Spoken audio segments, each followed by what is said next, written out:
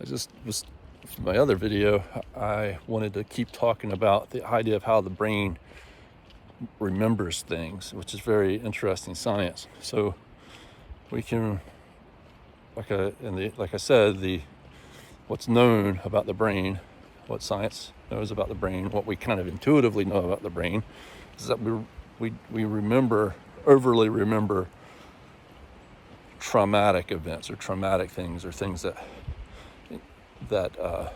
were dangerous, and there's a good reason for that, and we just need to manage that so that can't change the actual event that happened.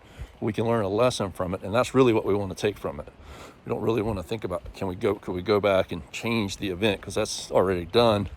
That's what we want to take from the event and how we handle it going forward. But there's a scientific biological process that's going on there too that we can take advantage of. That is the connection between the endocrine system and our memory. So when we have a dangerous situation, our bodies goes into like fight or flight mode, and that means it starts producing a lot of epinephrine, or it's called adrenaline, and other things, and a big surge of that.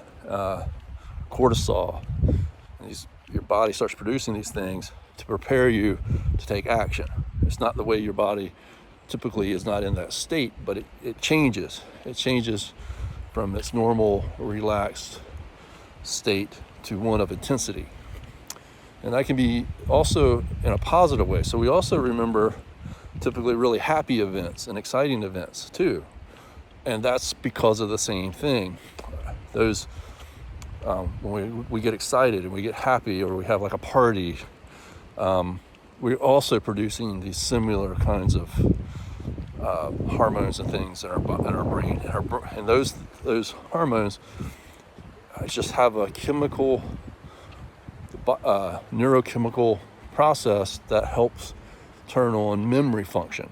And so even if you were trying to remember things like in school, believe it or not, you can use that. So through certain breathing techniques will also help heighten those things.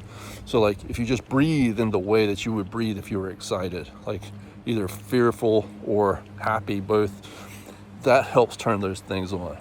Getting some intense exercise after you study, and getting plenty of sleep, because during the sleep process, our bodies produce certain chemicals during sleep that help also stimulate the memory process. And so they found that like if people study something and they go out and they do something like jump in cold water, they actually will increase their memory for that thing that they were doing. It's kind of weird, but it works. So there's a biological process going on that this explains these things. And that's important to know. Study the brain. It's part of your body, just like your heart and everything else is. I love you.